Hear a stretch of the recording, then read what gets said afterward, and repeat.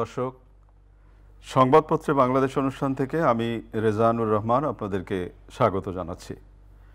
বিভিন্ন জাতীয় দৈনিকে প্রকাশিত খবরের বিশ্লেষণ নিয়ে আমাদের আজকের এই অনুষ্ঠানে অতিথি হিসেবে উপস্থিত আছেন সিনিয়র সাংবাদিক সৈয়দ ইশতিয়াক রেজা। ইশতিয়াক, পত্রপত্রিকায় প্রকাশিত শিরোনাম আপনি জানেন, তারপর পড়ে শোনাই। প্রথম আলোর শিরোনাম, সারা দেশে ব্যাপক সংঘর্ষ, নিহত ৯৮। রাজধানী জুড়ে বিক্ষোভ, গুলি, সংঘাত। সারা দেশ রণক্ষেত্র, নিহত ৯৯, যুগান্তরের শিরোনাম। দৈনিক সমকাল, নজিরবিহীন সংঘাতে নিহত ১০১, অসহযোগ আন্দোলন, অগ্নিগর্ভ দেশ। কালের কণ্ঠের শিরোনাম, ১৬ জেলায় ১৪ পুলিশ সহ নিহত ৯৬। বাংলাদেশ প্রতিদিনের শিরোনাম, লাশের সারি, রক্তাক্ত দেশ। ঢাকাসহ জেলায় জেলায় সংঘর্ষ, গুলি, হামলা, নিহত ৯৩। ছাত্রদের সঙ্গে নামছে জনতা। মানব জমিনের শিরোনাম, অগ্নিগর্ভ দেশ, নিহত শতাধিক। মার্চ টু ঢাকা, সশস্ত্র বাহিনীকে ছাত্র জনতার মুখোমুখি দাঁড় করাবেন না। খবরের কাগজের শিরোনাম, সারা দেশে সহিংসতায় নিহত ৯৬।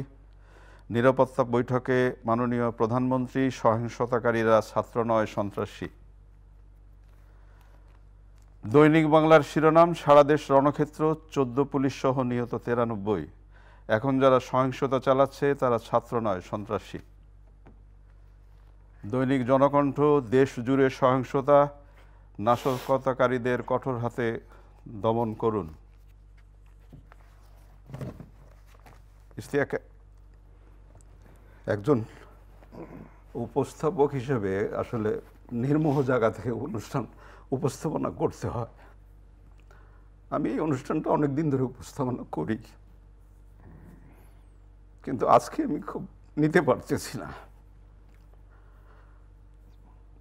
দেশটা জ্বলে যাচ্ছে, দেশটা পুড়ছে, মানুষ মারা যাচ্ছে, মারামারি করছে মানুষ, একদল আরেক দলকে পিটাচ্ছে।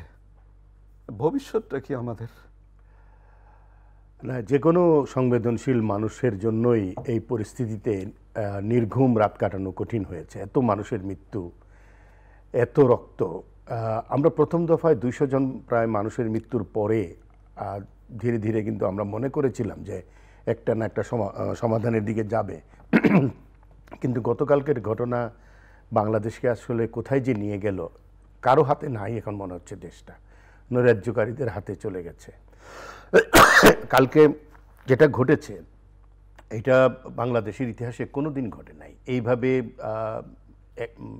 একে অন্যকে মারামারি করা, খুন করা। আগেরটা ধরেন পুলিশের সাথে সংঘর্ষ হয়েছে, পুলিশ গুলি করেছে, আমরা সেটা বলছিলাম, অন্যভাবে হয়তো মানুষ মারা গেছে। কিন্তু গতকাল তো সরাসরি একে অন্যকে নির্মূল করার জন্য নেমে গিয়েছিল, এবং শাসক দলের লোকজন নেমেছে, বিরোধী পক্ষ ছিল, সাধারণ জনতা ছিল, হয়তো কোনো সুযোগ সন্ধানী পক্ষ ছিল। এমন একটা পর্যায়ে দেশটাকে নিয়ে যাওয়া কি দায়িত্বশীল কোনো কাজ যারা করছেন কাজটা? আমি জানি না প্রধানমন্ত্রী গতকালও একটা মিটিং করেছেন ন্যাশনাল সিকিউরিটি কাউন্সিলের, সেখানে কি সিদ্ধান্ত হয়েছে আমরা জানি না, শুধু একটা বক্তৃতা পেয়েছি তিনি শক্ত হাতে দমনের। আর কি শক্ত হাতে দমন করা হবে? শক্ত হাত দেখাতে দেখাতে তো আজকে এই পর্যায়ে চলে আসছে। এত মানুষের মৃত্যু কাউকে বিচলিত করে না, নিশ্চয়ই ওনাকেও বিচলিত করে। তো আমরা তো একটা সমাধান চাই। এর বাইরে ছাত্র নেতারা যারা এই আন্দোলনটা ডেকেছেন, এক দফার আন্দোলনটা, তারাও কি চেয়েছেন যে মানুষ এইভাবে মারা যাক? তারাও কি চেয়েছেন এইভাবে হাসপাতাল পুড়ে যাক, এইভাবে থানা ভেতরে পুলিশ সদস্য মারা যাক, এইভাবে ছাত্র মারা যাক, শ্রমিক মারা যাক? এক ধরনের গণঅভ্যুত্থান কিন্তু রেজানুর ভাই বাংলাদেশে ঘটে গেছে। সরকারের এটা অনুধাবন করা প্রয়োজন। সরকার এখনও ক্ষমতায় আছে, কিন্তু যে দাবিটা সরকারের পদত্যাগ, এটি যেভাবে উচ্চারিত হয়েছে এবং যেভাবে জনসমর্থনের দিকে এগুচ্ছে, আমি জানি না এরপরে সরকারের অবস্থান কি হবে। আমি দুঃখিত, আসলে আমি প্রথমে বলেছি একজন উপস্থাপককে নুরমাহ জায়গা থেকে অনুষ্ঠান উপস্থাপনা করতে হয়, কিন্তু আমিও তো একজন দেশের সাধারণ নাগরিক। আমি এই যে মৃত্যুর খবর আমি পড়লাম আজকে, এটি নেওয়া যায় না, এটা হয় না। নিহত ৯৮, নিহত ১০১, এই যে মানুষ মারা গেল, শতাধিক মানুষ মারা গেল। যেই মারা যাক, দায়টা কার? দায় আমাদের এই রাজনীতিবিদদের দায়টা। রাজনীতিবিদরা একটা এমন সমাজ নির্মাণ করেছে, এই আপনার এই অনুষ্ঠানে আমি বলেছিলাম আমাদের বাচ্চারা সহিংসতা শিখছে, ঝগড়া শিখছে, তারা কোনো ভালো কথা শিখছে না। প্রতিদিন দুটা দলের সাধারণ সম্পাদক মহাসচিব একে অন্যের বিরুদ্ধে বিষোদ্গার করছে। বিশেষ করে শাসক দলের তো দায় বেশি, কারণ তারা ক্ষমতায় আছে। এমন একটা ব্যবস্থা কায়েম করেছে যেখানে বিন্দুমাত্র বিশ্বাস নাই তাদের উপরে। দেখেন, আওয়ামী লীগ ৭৫ বছরের একটা পুরনো রাজনৈতিক দল, এত বছর ধরে ক্ষমতায় আছে, মুক্তিযুদ্ধের নেতৃত্ব দানকারী দল, কত আন্দোলনে তারা ছিল, আপনি তো দেখেছি। কিন্তু সেই দলে আপনি দুটা লোক পেলেন না যে ছাত্রদের সাথে কথা বলতে পারে। আপনি পুলিশকে দিয়ে তাদের ধরে আনলেন, সমন্বয়কদের, ডিবি অফিসে নেগোশিয়েট করার জন্য। এটা আমি কোনোদিন দেখেছি? এগুলা রাজনৈতিক যদি মনেই করেন তাহলে এটা রাজনৈতিকভাবে সমাধান করেন। পুলিশ দিয়ে সমাধান হয় কখনো? পুলিশ হলো আইন শৃঙ্খলা রক্ষা করার জন্য তার সর্বোচ্চ ক্ষমতা প্রয়োগ করবে। পুলিশ এটা রাষ্ট্রের লেজিটিমেট ফোর্স। কিন্তু পুলিশ যদি রাজনৈতিক নেগোসিয়েশনে যায় তখন যে অবস্থা হয় সেটাই হয়েছে। এখন দেখেন, আলোচনার প্রস্তাব প্রধানমন্ত্রী দিয়েছেন, এরপরেই কিন্তু এই ঘটনাটা ঘটলো, এত মানুষের মৃত্যু ঘটলো। আলোচনার প্রস্তাব দিতে দেরি করেছেন এবং এত বিলম্ব হয়েছে যে তখন এর আর কোনো এই ডাকটা কোনো ডাকই থাকে না, আলোচনার এই ডাকটা। দলের ভিতরে দুইটা লোক নাই যাকে ট্রাস্ট করতে পারে, যার সাথে গিয়ে মানুষ আলোচনা করতে পারে। এবং আপনি যে বলেন শেষ কোথায়, আমাদের সমাজে একজন মুরব্বী দেখান যার সর্বজন গ্রাহ্য গ্রহণযোগ্যতা আছে। একজন মুরব্বী পাবেন না, একটা প্রতিষ্ঠান পাবেন না যার প্রতি মানুষের আস্থা আছে। এই সবগুলো নষ্ট হয়েছে রাজনৈতিক নেতৃত্বের কারণে। আমি আমাদের সাংবাদিকতা জীবন ছাত্র আন্দোলনকে কেন্দ্র করেই শুরু হওয়া। ঢাকা বিশ্ববিদ্যালয় কেন্দ্রিক ছাত্র বিশ্ববিদ্যালয় রিপোর্টার হিসেবে আমরা দুজনেই আমাদের সাংবাদিকতা জীবন শুরু করেছি। এরকম ছাত্র আন্দোলন, গণ আন্দোলন প্রচুর দেখেছি আমরা দুজনেই। কিন্তু গতকাল যে আন্দোলনটা শুরু হলো, এটা তো ধরেই নেওয়া যায় যে ছাত্রদের কাছে এই আন্দোলনটি নেই এবং এটা রাজনৈতিক আন্দোলনে পরিণত করেছেন কেউ কেউ। কিন্তু সাংবাদিকরা নিহত, মানে সাংবাদিকদের উপরেও আক্রমণ হচ্ছে। তখন সমন্বয়কদের একজনের কাছে আমি, যেটা পত্রিকা বা গণমাধ্যমে এলো, যে সাংবাদিকদের উপরে যেন আক্রমণ না করা হয়। কিন্তু আমি সাধারণ নাগরিক হিসেবে এটি আশা করছিলাম যে নাশকতা, অগ্নিসংযোগ, কারো যেন প্রাণনাশ না করা হয়, সেই বার্তাটাও তো বোধ করি আমি শুনতে চেয়েছিলাম। এখন দেখেন, এক দফা ঘোষণা করেছে ছাত্র নেতারাই, ছাত্ররাই ঘোষণা করেছে, সমন্বয়করাই ঘোষণা করেছে। সুতরাং এটা একটা এক দফার ঘোষণার সাথে সাথে এটি একটি রাজনৈতিক কর্মসূচিতে পরিণত হয়েছে। সরকারের প্রথম তো রাজনৈতিক কর্মসূচি, সেখানে নানা রাজনৈতিক দল ঢুকেছে তারা তাদের এজেন্ডা বাস্তবায়নের জন্য। আওয়ামী লীগ যদি এখন বিরোধী দলে থাকতো সেও ঢুকতো, তাই না? এই সুযোগটা সেও নিত, যে কোনো রাজনৈতিক দল এই সুযোগটা নেবে। কিন্তু এই যে এনার্কিটা হলো, যে নৈরাজ্য হলো, এইটা বন্ধ করার দাবিটা ছাত্রদের কাছ থেকে আসতে হবে, সমন্বয়কদের কাছ থেকে আসতে হবে। যে আমরা তো কোনো মৃত্যু চাইনি, তারা তো মানুষের সমাবেশ চেয়েছে, তারা সরকারের পতন চেয়েছে, তারা তো মানুষের মৃত্যু চায়নি। একই সাথে সরকারি দল যে গতকাল নামলো, সেটাই কি খুব দায়িত্বশীলতার পরিচয় দিয়েছে? সেই প্রশ্নটাও কিন্তু উচ্চারিত হয়। এবং আমি দেখলাম আজকে পত্রিকায় রিপোর্ট আছে, আওয়ামী লীগ আরও শক্তি দেখাতে চায়। তাদেরকে আর শক্তি আছে? সেটা জনগণ সাথে না থাকলে কি শক্তি থাকে? শুধুমাত্র পেশি শক্তি, বল প্রয়োগ, এগুলো তো কিন্তু চিন্তাভাবনা হতে পারে না। সাংবাদিকদের ব্যাপারে এটা একটা সামাজিক মাধ্যমের কারণে এটা তৈরি হয়েছে, একটা চরম ঘৃণা তৈরি হয়েছে এবং ঘৃণাটা ছড়ানো হয়েছে খুব অর্কেস্ট্রেটেড ওয়েতে। একটা ভুল ধারণা আছে রাষ্ট্র ব্যবস্থায় সাংবাদিকরা আসলে তেমন কোনো পরিবর্তন আনতে পারে, কিছু করতে পারে। প্রথম কথা হলো, গণমাধ্যমের মালিকানা এক ধরনের আছে, তার অধীনে চাকরি করতে হয় সাংবাদিকদের, তাদের পক্ষে বড় ধরনের কিছু করা সম্ভব হয় না। যে কারণে আমাদের সম্পাদকীয় প্রতিষ্ঠানগুলো দাঁড়ায় না। আমরা সবাই চাকরি করি, আজকে এই জায়গায় আছি, কালকে আরেক জায়গায় আছি, চাকরি করতে হচ্ছে। তার ভিতরে সাংবাদিকরা কিন্তু তাদের খবরটা ঠিকই দিচ্ছে, কিন্তু যেটুকু পারে তারা তাদের মতন লড়াই করে খবরটা দিচ্ছে। সেই খবর দিতে গিয়ে কালকে দেখলাম চ্যানেল 24 একজন সাংবাদিক মৃতপ্রায় হয়ে গেছেন। ঢাকার বাইরে তো সাংবাদিক মারাই গেছে, এর আগেও সাংবাদিক মারা গেছে, 3 জন গুলি খেয়েছে, গুলি খেয়েও মেরেছে, পিটিয়েও মারা হয়েছে। সাংবাদিকদের গাড়ি দেখলে আক্রমণ করা হচ্ছে। আর সমন্বয়কদের একজন আহ্বান জানিয়েছেন, কিন্তু আমি জানি না এর প্রতিফলন মাঠে কী প্রকারে হবে। এটা একটা সম্পূর্ণ ভুল বোঝাবুঝি একটা অংশের, যে সাংবাদিকরাই বুঝি বিরাট পরিবর্তন করতে পারে।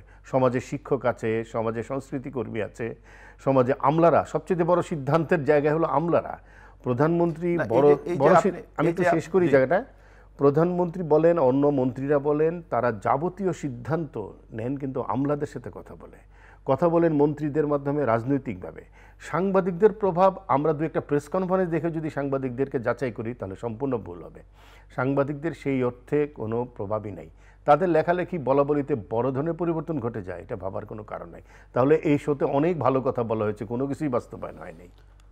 আপনি বলছিলেন যে একজন অভিভাবক দরকার। আসলে শিক্ষক আছেন, রাজনীতিবিদরা আছেন, অনেক বিশিষ্টজনরা আছেন, তাদেরকে পত্রপত্রিকা প্রচার মাধ্যমে নানা মন্তব্য করতে দেখছি, কিন্তু সবাই মিলে বসবার একটা সেই ধরনের মাথার ছাদ আছে নাই। আমরা দেখতে পাই না। আমরা তো সমাজটাকে বিভাজিত করে ফেলেছি। যে কোনো ব্যক্তিকে হাজির করবেন, কোনো না কোনো রাজনৈতিক জায়গা থেকে তাকে চরিত্র হনন করা হবে। তিনি তো অমুক, তিনি জামাত শিবির, তিনি রাজাকার, তিনি ওই নাস্তিক, তিনি অমুক দল করেন, তমুক দল করেন, এই বাস তাকে কিন্তু একটা বিতর্কিত। ফলে কোনো ভদ্রলোক এখানে কোনো দায়িত্বে আসতেও চান না, কিন্তু খুঁজে পাবেন না সেরকম লোক, কিন্তু তারপরেও খুঁজতে হবে। আমার কাছে মনে হয় যে আমাদের সমাজে যারা চিন্তা করেন, ভালো কিছু ভাবেন, ছাত্রদের সাথে তারা কথা বলতে পারেন, তারা সরকারের বিভিন্ন এজেন্সির সাথে কথা বলতে পারেন, যোগাযোগ রাখতে পারেন, একটা সমাধানের দিকে তো দেশকে যেতে হবে, কোথাও না কোথাও গিয়ে তো থামতে হবে। এই নৈরাজ্য না থামলে দেশটা তো রোয়ান্ডা হয়ে যাবে, দেশটা কেনিয়া হয়ে যাবে, দেশটা হয়তো দেখা যাবে যে নাইজেরিয়া হয়ে যাচ্ছে। আমরা কিন্তু এই আপনার শোতে 5 তারিখে আন্দোলন শুরু হয়েছিল, আমি উপস্থিত ছিলাম। 7 তারিখে বলেছি আলোচনা করেন, বসেন। সম্ভবত 12 তারিখে বলেছি জেদাজিদির কাজ নয়, জেদাজিদি করে কোনোদিন ফল আসে না সরকারের। কেউ শুনেছে? আমাদের কথা কেউ শুনবে না। সাংবাদিকদের ঠিক ওই অর্থে কোনো প্রভাব নেই। আজকে রোড টু মার্চ ঢাকা এই কর্মসূচি আছে। এখন যেটা হচ্ছে ভাইয়ের বিরুদ্ধে ভাই, বোনের বিরুদ্ধে বোন, নেতার বিরুদ্ধে নেতা, অভিনেতার বিরুদ্ধে অভিনেতা, শিক্ষার্থীর বিরুদ্ধে শিক্ষার্থী, শিক্ষকদের বিরুদ্ধে শিক্ষক, তাহলে বিরুদ্ধ। হ্যাঁ, এটাই তো নিয়তি পরিণতি হয়ে দাঁড়িয়েছে, এবং কেউ নিরাপদ নয় এখন আর কেউ নিরাপদ নয়। এবং এখানে যে কোনো কিছু ঘটে যেতে পারে। ঢাকার উদ্দেশ্যে মার্চ, তারা তো নিশ্চয়ই আসার চেষ্টা করবে। এদিকে কারফিউ চলছে, গাড়ি ঘোড়াও নাই। আমি জানি না, গতকাল তো চরম সংঘর্ষের দিন গেছে, আজকে কি হবে কেউ জানে না। এখন পর্যন্ত সকাল হয়েছে মাত্র, তারপরে কি ঘটে কেউ জানে না। ওই কথা একটাই, কিন্তু তারা আসতে চাইবে, পুলিশ হয়তো বাধা দিবে, তারপরে সংঘর্ষ হবে। যদি সরকারি দল মাঠে নামতে চায় তাহলে সংঘর্ষ অনিবার্য। সব কিছু মিলিয়ে একটা অগ্নিগর্ভ অবস্থা বাংলাদেশের। এবং অগ্নিগর্ভ হয় কিন্তু ইতিবাচকভাবে, যে মানুষ জেগে উঠেছে। কিন্তু এখন তো এনার্কি চলছে, কে কাকে মেরে ফেলছে। মানে এনার্কি যেটা আপনি বললেন, যেটা ধরেন পিজি হাসপাতাল কালকে যেভাবে জ্বালিয়ে দেওয়া হলো বা ক্ষতি সাধন করা হলো, এই যে সিরাজগঞ্জে একটি থানা আক্রমণ করে 13 জন পুলিশকে মেরে ফেলা হলো, এর মধ্যে একজন গর্ভবতী নারী ছিলেন। চিন্তা করেন কি ভয়ঙ্কর। এটা তো ছাত্রদের কাজ না। না, ছাত্রদের হাতে তো এটা নাই, বেহাত হয়ে গেছে। রাজনৈতিক অপশক্তির হাতে চলে গেছে। সব রাজনৈতিক অপশক্তি যে পক্ষে আছে সুযোগ নিচ্ছে নৈরাজ্য সৃষ্টি করে। এবং এখানে ব্যক্তিগত শত্রুতা থেকে শুরু করে গোষ্ঠী শত্রুতা, সব কিছু কাজ করছে। এখন কে কার সাথে কোথায় শত্রুতা ছিল আপনি জানেন না, সেগুলো হয়তো বাস্তবায়িত হয়ে যাচ্ছে। বিএনপি বলেছে যে আমরা সর্বাত্মক সহযোগিতা করব, ছাত্রদের পাশে আছি আমরা। না, তারা তো এটা আগে বলেছিল, এখন তো তারা মাঠে আছে। তারা তো সর্বাত্মক বলতে তারা মাঠে আছে। এবং বিএনপির জায়গা থেকে ঠিক আছে, তারা আগে যেহেতু পারে নাই, 28 অক্টোবর তো তাদের ফাইনাল কর্মসূচি ছিল, সেটা ব্যর্থ হয়েছিল সরকারি দমন নীতির কারণে, কঠোরতার কারণে। এখন তারা দেখেছে যে দেশের মানুষ একটা ছাত্রদের ডাকে সাড়া দিয়েছে, তারা এই সুযোগটা, তাদের লক্ষ্য হলো আওয়ামী লীগকে ক্ষমতা থেকে নামানো। সেই লক্ষ্যে তারা তাদের রাজনৈতিক জায়গা থেকে শক্ত অবস্থানে যাবে, সক্রিয় হবে। এটাই তো খুব স্বাভাবিক। জামায়াতের কি অবস্থা? জামাত নিষিদ্ধ হয়েছে, দেখেন বাংলাদেশে, নির্বাহী আদেশে। তাও আপনি রাজনৈতিকভাবে করতে পারলেন না। জামাত নিষিদ্ধ হয়েছে এমন একটা সময় যখন শাসক দলের সাথে কেউ নাই। আসলে মুক্তিযুদ্ধের অপর শক্তিগুলো নেই, যারা মুক্তিযুদ্ধে আওয়ামী লীগের সাথে ছিল, মুক্তিযুদ্ধের পরেও তাদের সাথে ছিল। আমি সিপিবির কথাই বলতে পারি। আমি সামাজিক সাংস্কৃতিক সংগঠনগুলোর কথা চিন্তা করেন, উদীচী সহ বড় বড় সামাজিক সাংস্কৃতিক সংগঠনগুলো আজকে সরকারের সাথে নাই, নাগরিক সমাজ নাই। একা আওয়ামী লীগ এই কাজটি করেছে। ফলে বাংলাদেশে জামাত শিবির নিষিদ্ধের এটার কোনো প্রতিফলনই আমরা সেইভাবে দেখতে পেলাম না। আপনি কোথাও আলোচনা শুনেছেন জামাত শিবির নিষিদ্ধ হওয়ার পক্ষে বিপক্ষে? কোনো আলোচনা কোথাও নেই। অর্থাৎ এটা কোনো প্রভাবই রাখতে পারে নাই। শিল্পীরা শিল্পীরা তো বিভক্ত দেখলাম আমরা, এবং এক গ্রুপ এইদিকে আরেক গ্রুপে, পুরো সমাজটাকেই বিভক্ত করে ফেলা হয়েছে। এবং শিল্পী সমাজের যে একটা ঐক্যবদ্ধ ডাক আমরা 90-এ দেখেছি, সেটা কিন্তু আর এখন নাই। সবাই ওই সময় আমি শুরুর কথা যেটা বলেছিলাম, একটা বিভাজিত সমাজ, প্রত্যেকে যার যার লাইন থেকে বিভাজিত হয়ে। শোনেন, আপনি একটা দল করতে পারেন, আপনি একজনকে একটা দলকে সমর্থনও করতে পারেন, কাউকে ভোটও দিতে পারেন, কিন্তু কথা বলার সময় যদি ন্যায্যতা না থাকে তাহলে কিন্তু আপনি আর সংবেদনশীল মানুষ নন। এই সংবেদনশীলতা আমাদের সমাজ থেকে হারিয়ে গেছে। অনেক ধন্যবাদ আপনাকে। প্রিয় দর্শক, আমরা যে বিষয়গুলো নিয়ে কথা বললাম আপনারা নিশ্চয়ই শুনলেন। একজন উপস্থাপক হিসাবে আমি শুরুতেই আবেগটা ধরে রাখতে পারিনি, এই জন্য ক্ষমা প্রার্থী। দেশটা জ্বলছে, দেশটা তো আমাদের।